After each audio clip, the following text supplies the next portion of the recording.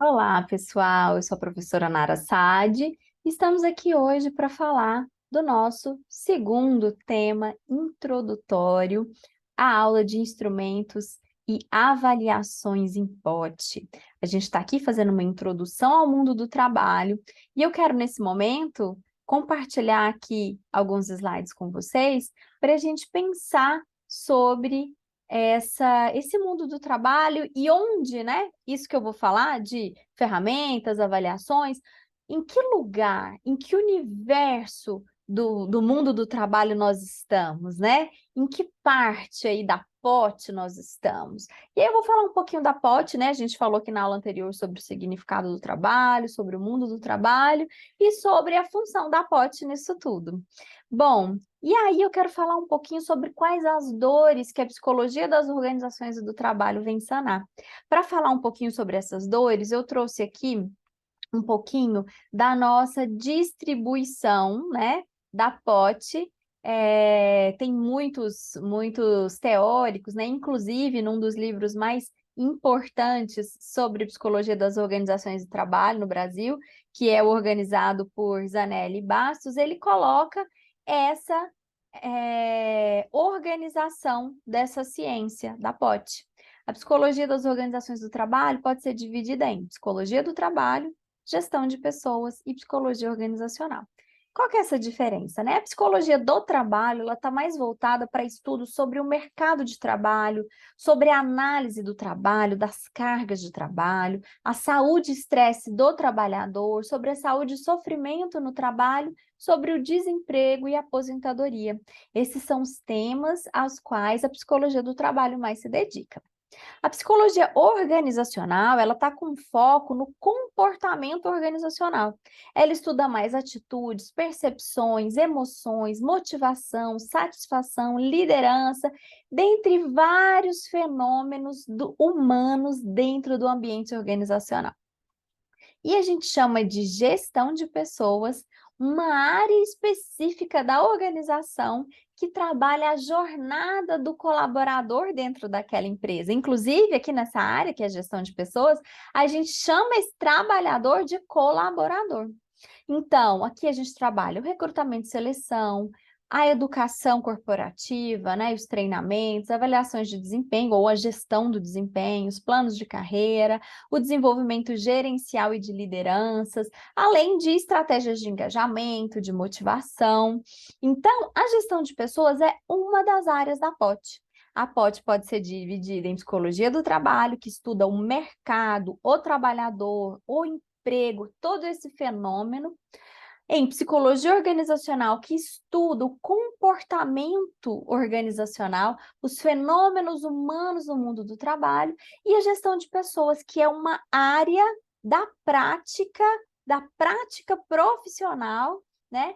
Que está ali para atuar na jornada do colaborador dentro das empresas. Então, importante dizer que o que a gente vai falar nesse módulo está muito dentro dessa caixinha de gestão de pessoas. Eu vou falar com esse viés, com esse olhar de não só trabalhadora, né, da área de gestão de pessoas, mas de pesquisadora nessa área, certo? E eu trouxe aqui um cenário para vocês terem uma noção dos problemas que enfrentamos dentro das empresas, né? E como que a POT vem sanar esses problemas, ou como que a gestão de pessoas pode se dedicar a entender esses problemas. Eu trouxe aqui uma tabela que compara algumas gerações. Aqui nós temos a geração Baby Boomers, pessoas que nasceram entre a década, né, de 1945, a década de 40, ali, até a década de 60, 1960. Temos a geração X, que é representada por pessoas que nasceram entre o ano de 1961 e o ano de 1980. A geração Y, que é a galera ali dos anos 80 até 95. E a geração Z, que foram os nascidos após 1995. Aqui, gente, essa é uma tabela que mostra o cenário das empresas de tecnologia da Europa, tá certo? Então, eles não representam tão fielmente o nosso contexto brasileiro, mas a gente já consegue ver como esse mercado está diverso. Olha só, quais foram as experiências formativas dessas diferentes gerações? Os baby boomers passaram pela Segunda Guerra Mundial, final da Segunda Guerra. A geração X passou pela Guerra Fria, a geração Y pelo fim da Guerra Fria e a queda do Muro de Berlim. A geração Z passou pelos ataques terroristas. E aí, qual que é o percentual da força de trabalho de cada uma dessas gerações nesse mercado europeu de tecnologia? A maior parte dos profissionais são da geração Y. Aí, temos a geração X e a geração Z também com um grande número de pessoas no mercado e os baby boomers num percentual reduzido. E olha só as diferentes aspirações. A maior aspiração do baby boomer é a casa própria. Então, aquelas pessoas que nasceram ali entre 1945 e 1960, talvez o maior materialização de sucesso era comprar a casa própria. E olha como isso mudou. A geração Z, que é essa que está no mercado mais recentemente, a maior aspiração profissional deles é a liberdade. Eu ter liberdade e flexibilidade para ser quem eu sou e para viver os diferentes momentos da minha vida. Olha só como é diferente, como é desafiador lidar com as diferenças dentro de uma organização. A atitude perante a tecnologia, né? Algumas gerações são mais desengajadas, outras são extremamente engajadas na tecnologia. A atitude perante a carreira, essa é uma diferença que eu acho muito interessante, né? A geração baby boomer, para eles o emprego era para a vida toda. Eu lembro dos meus pais dizerem, né, que um grande indicador de sucesso é você se aposentar na empresa em que você começou a trabalhar, ou seja, isso era um grande indicador de sucesso. Já na geração Z, né, essas gerações mais novas no mercado de trabalho, eles não tem essa relação com o emprego.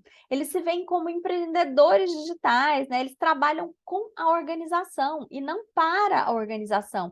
Eles se veem como prestadores de serviço, de informação importante. Olha só que interessante a diferença, né? Além disso, né, a forma de se comunicar, a geração X prefere o telefone, a geração Z prefere o WhatsApp, mídias sociais. Então, olha só, se a gente junta, né, todas essas gerações numa empresa, com o intuito de trabalharem juntos, de construírem objetivos em comum, não é desafiador?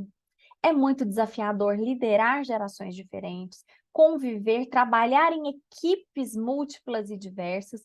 Por isso, a POT tem um campo gigantesco de atuação.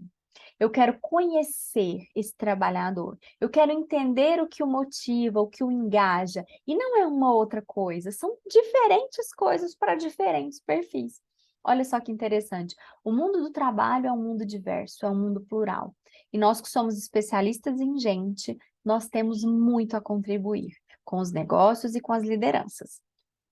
Bom, queria aproveitar para indicar para vocês alguns livros da área de gestão de pessoas. A gente tem Psicologia de Organizações de Trabalho no Brasil, Trabalho e as Organizações, que são livros amplos, eles falam muito sobre todas essas vertentes da POT, gestão de pessoas, psicologia organizacional e psicologia do trabalhador, ou psicologia do trabalho. A gente tem livros do Chiavenato, que falam muito de gestão de pessoas, que é de uma área da administração. Tem um que chama Gestão de Pessoas, que é um clássico. Tem esse Comportamento Organizacional do Chiavenato, da Robbins também, Comportamento Organizacional, esse é um livro também muito famoso.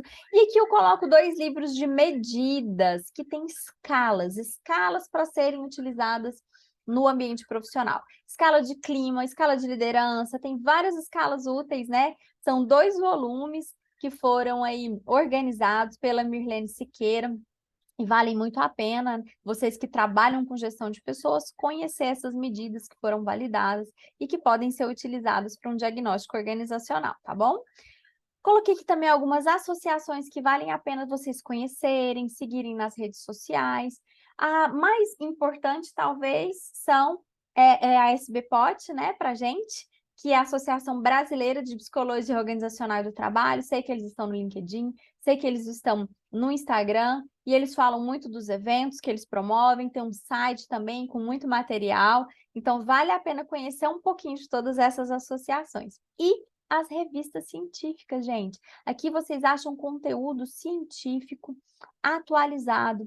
A gente tem a revista de administração da USP, da FGV São Paulo e FGV Rio, e tem alguns periódicos, algumas revistas de psicologia. PUC Campinas, Teoria e Pesquisa da UNB, a Psico da Universidade de São Francisco. Acho que a que mais publica na área é a Psicologia, Organizações e Trabalho, a RPOT, tá bom? Ela é uma revista muito interessante, vale muito a pena vocês conhecerem e buscarem conteúdos lá, que são conteúdos de fonte bastante fiel. Bom, então é isso, gente. Vim trazer aqui para vocês a importância da gente conhecer sobre psicologia das organizações do trabalho. Mostrar como o mercado de trabalho é cheio de dilemas humanos. E quando a gente se especializa em gente, a gente consegue apoiar muito nas soluções desses dilemas, ok? Até a próxima!